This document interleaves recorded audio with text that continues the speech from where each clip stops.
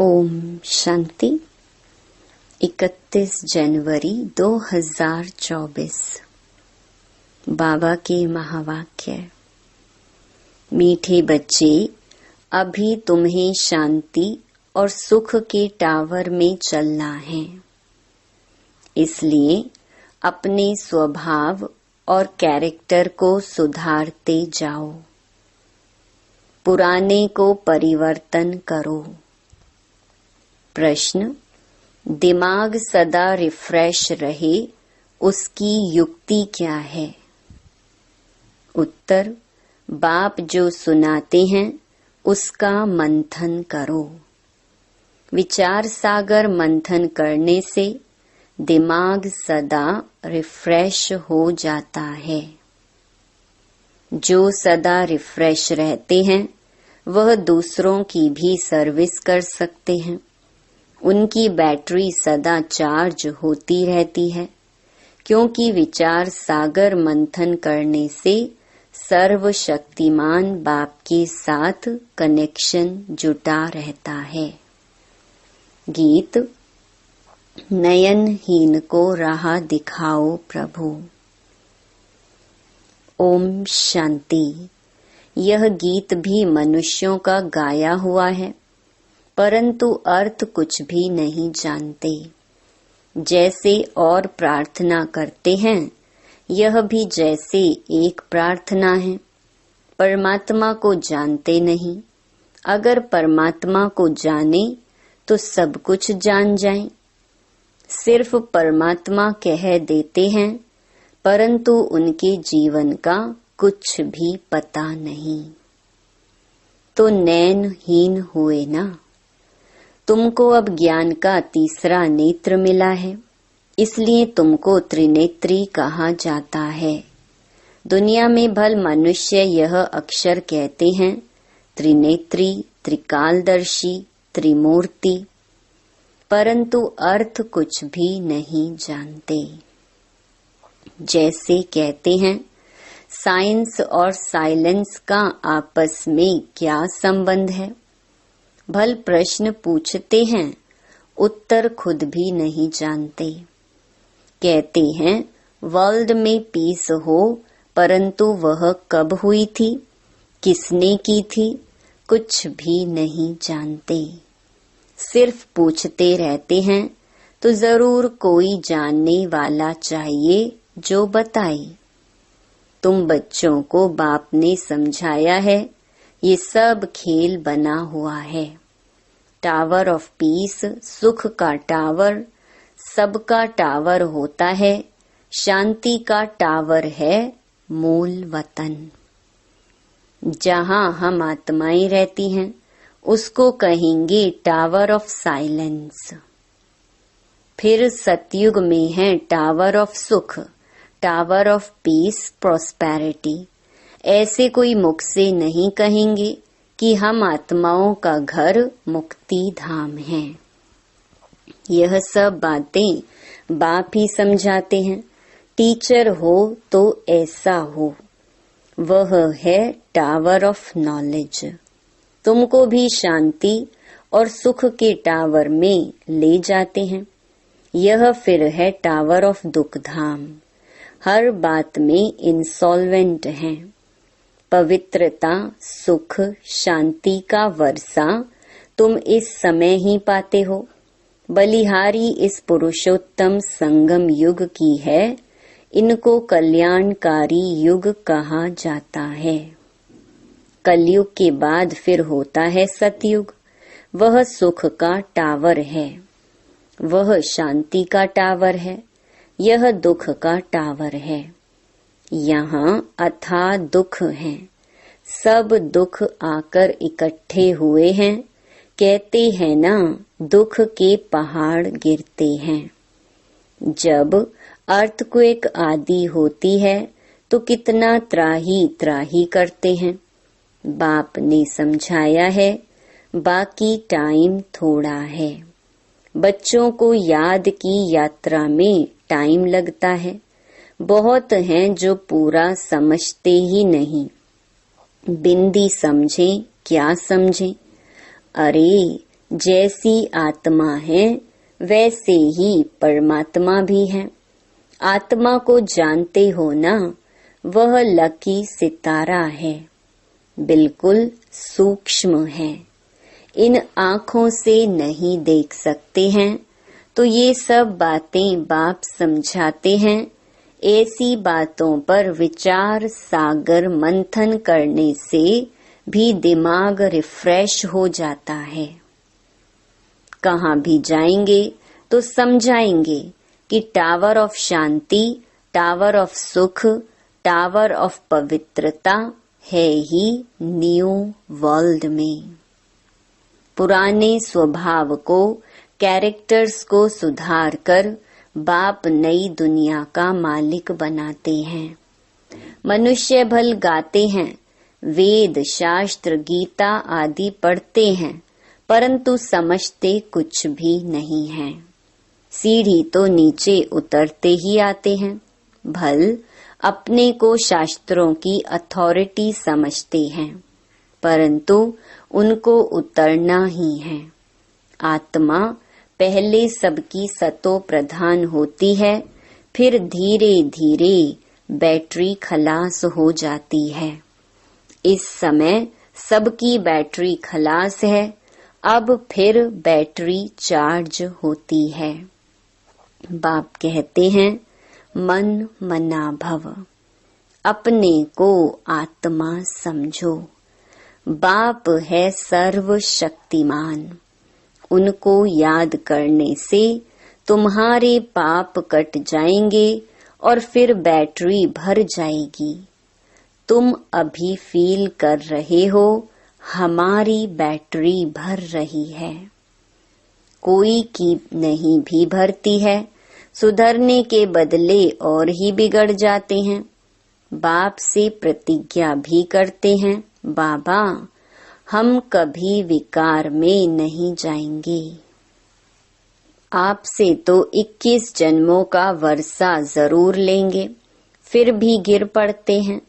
बाप कहते हैं, काम विकार पर जीत पाने से तुम जगत जीत बनेंगे। फिर अगर विकार में गया तो अकल चट। यह काम महाशत्रु है। एक दो को देखने से काम की आग लगती है। बाप कहते हैं, तुम काम चिता पर बैठ सांवरे बन गए हो, अब तुमको गोरा बनाते हैं। यह बाप ही तुम बच्चों को समझाते हैं। पढ़ाई से तुम्हारी बुद्धि खुलती है। झाड़ का वर्णन भी करते हैं। यह है कल्प वृक्ष, मनुष्य सृष्टि का वैरायटी झाड़। इनको उल्टा झाड़ कहा जाता है।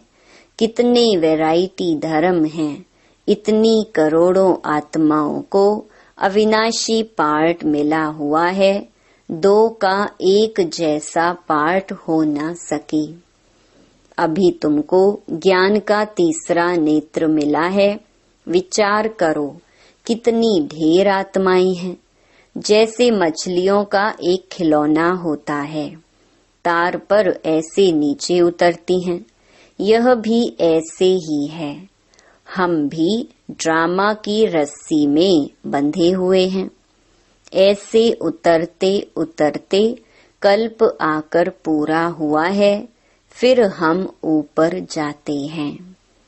यह समझ भी बच्चों को अब मिली है। ऊपर से आत्माएं आती हैं, नंबरवार ऐड होती जाती हैं। इस खेल में तुम पार्टधारी हो। मुख्य क्रिएटर, डायरेक्टर, एक्टर होते हैं ना। मुख्य तो है शिव बाबा, फिर कौन से एक्टर हैं? ब्रह्मा, विष्णु, शंकर। भक्ति मार्ग वालों ने अनेक चित्र बनाए हैं, परंतु अर्थ का कुछ भी पता नहीं। लाखों वर्ष कह देते हैं, अब बाप आकर सारी नॉलेज देते हैं। अब तुम समझते हो, सतयुग में यह ज्ञान हमको नहीं होगा। जैसे यहाँ कारोबार चलती है, वैसे वहाँ पवित्रता, सुख, शांति की राजधानी चलती है। बाप भी वंडरफुल है। इतनी छोटी बिंदी है, जैसे तुम्हारी आत्मा, ऐसे इनकी आत्मा भी बाप से सारा ज्ञान ले रही है। बाबा फिर बड़ा थोड़े ही होगा, वह भी बिंदी है। तुम्हारी आत्मा जो बिंदी है, उनमें सारा ज्ञान धारण हो रहा है। यह ज्ञान कल्प के बाद फिर बाप देंगे। जैसे रिकॉर्ड भरा हुआ होता है, जो रिपीट होता है ना, आत्मा में भी सारा पार्ट भरा हुआ है। कोई बहुत वंडरफुल बात होती है तो उनको कुदरत कहा जाता है। इस अनादि ड्रामा के पार्ट से एक भी छूट नहीं सकता। सबको पार्ट बजाना ही है। यह बड़ी वंडरफुल बातें हैं जो अच्छी रीति समझकर धारण करते हैं तो खुशी का पारा चढ़ता है। तुमको कितनी स्कॉलरशिप मिलती है, तो पुरुषार्थ अच्छी रीति करना चाहिए। आप समान बनाना है। तुम सब टीचर हो। टीचर तुम्हें पढ़ाकर आप समान टीचर बनाते हैं। ऐसे नहीं कि गुरु भी बनना है। नहीं, तुम टीचर बनते हो क्योंकि राजयोग सिखलाते हो, फिर तुम चले जाएंगे।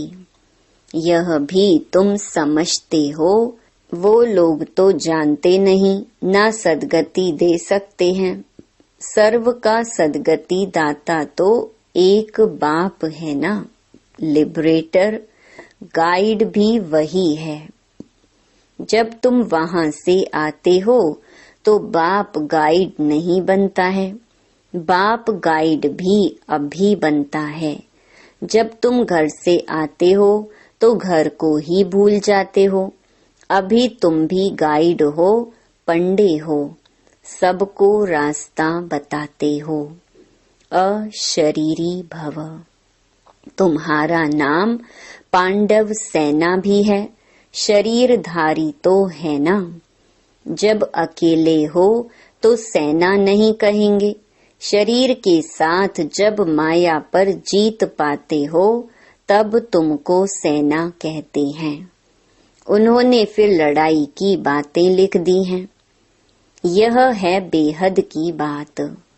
वो लोग कॉन्फ्रेंस आदि करते हैं, संस्कृत आदि के कॉलेज खोलते हैं, कितना खर्चा करते हैं। खर्चा करते करते जैसे कि खाली हो पड़े हैं। चांदी, सोना, हीरा सब खलास हो गए हैं। फिर तुम्हारे लिए सब कुछ नया निकलेगा। तो तुम बच्चों को चलते फिरते बहुत खुशी होनी चाहिए। बाप को और वर्षे को याद करना है। तुम्हारा पार्ट चलता रहता है, कभी बंद होने वाला नहीं है। बाप समझाते हैं, तुम अपने जन्मों को नहीं जानते हो। 84 का हिसाब किताब भी इनको बताते हैं जो पहले पहले आते हैं। तुम बच्चों को अथाह सुख मिलता है, tower of health, wealth, happiness. तो कितना नशा होना चाहिए। बाप हमको बेहद का वर्षा देते हैं। जितना तुम नजदीक आते जाएंगे उतनी आफतें भी आती जाएंगी। झाड़ की वृद्धि भी होनी है। झाड़ कच्चे हैं तो झट तूफान लगने से झड़ जाते हैं। यह तो होना ही है। तुम्हारा एम ऑब्जेक्ट का चित्र सामने खड़ा है। तुम और कोई चित्र नहीं रख सकते। भक्ति मार्ग में मनुष्य ढेर चित्र रखते हैं, ज्ञान मार्ग में है एक। सो भी नॉलेज बुद्धि में है। बाकी बिंदी का चित्र क्या निकालेंगे। आत्मा तो सितारा है ना। यह भी समझने की बातें हैं। आत्मा को तो इन आँखों से देख नहीं सकते। बहुत कहते हैं बाबा हमको साक्षात्कार हो, वैकुंठ देखें, परंतु देखने से मालिक थोड़े ही बनेंगे। मनुष्य कहते हैं फलाना स्वर्ग पधारा, परंतु स्वर्ग है कहाँ जानते थोड़े ही हैं। जो आत्माएं स्वर्ग में गई हैं वह कहती हैं। आत्मा को तो सब याद रहता है ना। अब तुमको ऊंचे ते ऊंचा बाप पढ़ा रहे हैं, जिससे तुम ऊंचे से ऊंचा पद पा रहे हो। नंबरवार पुरुषार्थ अनुसार नर से नारायण जरूर बनेंगे। यह जो शांति मांगते हैं, तुम्हारा काम है उन्हें समझाना। कई समझते भी हैं कि यह एक्यूरेट कहते हैं। वह समय भी आएगा, लिखा हुआ है, कुमारियों द्वारा भीष्म पितामह आदि को ज्ञान के बाण मारे। बाकी ऐसे नहीं, अर्जुन ने बाण मारा, गंगा निकली। ऐसी ऐसी बातें सुनकर कह देते हैं यहाँ से गंगा निकल आई, गौमुख भी बनाया है। अभी तुम बच्चे देखते हो, तुम्हारा यादगार भी खड़ा है। वह जड़ दिलवाड़ा यह है चैतन्य। उसमें ऊपर वैकुंठ दिखाया है, नीचे तपस्या कर रहे हैं। ऊपर राजाई के चित्र हैं, इसलिए मनुष्य समझते हैं स्वर्ग ऊपर है। बॉम्ब्स बनाने वाले खुद भी समझते हैं यह हमारे ही विनाश के लिए हैं। कहते हैं ऐसे करेंगे तो जरूर विनाश होगा। लिखा भी हुआ है, महाभारी लड़ाई में ऐसे हुआ था। सब खत्म हुए थे। सतयुग में है ही एक धर्म, तो जरूर बाकी सब खत्म हो जाएंगे। यह भी बच्चे जानते हैं, भक्ति करते करते नीचे उतरते ही आते हैं ड्रामा प्लान अनुसार। वास्तव में यहाँ कोई आशीर्वाद आदि की बात नहीं है। जो ड्रामा में बना हुआ है वही होता है। कुछ ऐसी बात हो जाती है तो मनुष्य कह देते हैं जो ईश्वर की इच्छा। तुम ऐसे नहीं कहेंगे, तुम तो कहते हो भावी ड्रामा की। तुम ईश्वर की भावी नहीं कहेंगे, ईश्वर का भी ड्रामा में पार्ट है। सृष्टि चक्र कैसे फिरता है यह भी बाप ही समझा सकते हैं। नॉलेजफुल भी बाप है। मनुष्य समझते हैं वह सबकी दिलों को जानते हैं, परंतु हम जो करते हैं उनका दंड तो जरूर हमको मिलेगा। बाप थोड़े ही बैठ दंड देंगे। यह ऑटोमेटिक बना बनाया ड्रामा है जो चलता रहता है। इनके आदि मध्य अंत का राज बाप ही समझाते हैं, तुम फिर औरों को समझाते हो। अब बाप कहते हैं बच्चे तुम्हारी अवस्था ऐसी हो जो पिछाड़ी में कुछ भी याद ना आए। अपने को आत्मा समझें, इसको कहा जाता है कर्मातीत अवस्था। अच्छा, मीठे मीठे सिकिलधे बच्चों प्रति मात पिता बाप दादा का याद प्यार और गुड मॉर्निंग। रूहानी बाप की रूहानी बच्चों को नमस्ते। धारणा के लिए मुख्य सार। पहला, स्कॉलरशिप लेने के लिए अच्छी तरह से पुरुषार्थ करो। टीचर बन औरों को राजयोग सिखाओ। गाइड बन सबको घर का रास्ता दिखाने की सेवा करो। दूसरा, सर्वशक्तिमान बाप की याद से अपनी बैटरी चार्ज करनी है। बाप से प्रतिज्ञा करने के बाद कभी काम की चोट नहीं खानी है। वरदान, सेवा भाव से संपन्न बन हर आत्मा को प्राप्ति की मेवा का अनुभव कराने वाले सच्चे सेवाधारी भव। सच्चा सेवाधारी वह है जो हर आत्मा के प्रति सदा शुभ भावना, श्रेष्ठ कामना रखता है। वह सिर्फ स्पीच नहीं करता, लेकिन सेवा भाव द्वारा सर्व के प्रति खुशी की भावना, शक्तियों के प्राप्ति की भावना, उमंग उत्साह बढ़ाने की भावना रख सहयोग की अनुभूति कराता है। सेवा द्वारा उन्हें प्राप्तियों का मेवा अनुभव करा देना, यही सच्ची सेवा है। ऐसी सेवा में तपस्या समाई हुई है। स्लोगन, बाप की दुआएं लेनी है तो स्नेही, सपूत, आज्ञाकारी बच्चे बनो। अव्यक्ति साइलेंस द्वारा डबल लाइट फरिश्ता स्थिति का अनुभव।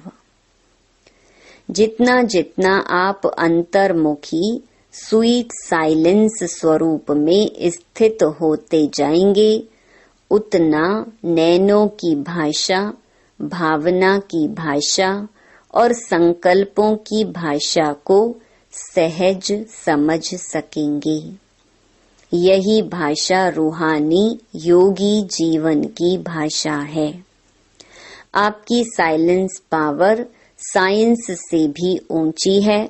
जैसे साइंस प्रत्यक्ष प्रूफ दिखाती है, वैसे साइलेंस पावर का प्रैक्टिकल प्रूफ है आप सबकी डबल लाइट फरिश्ता जीवन।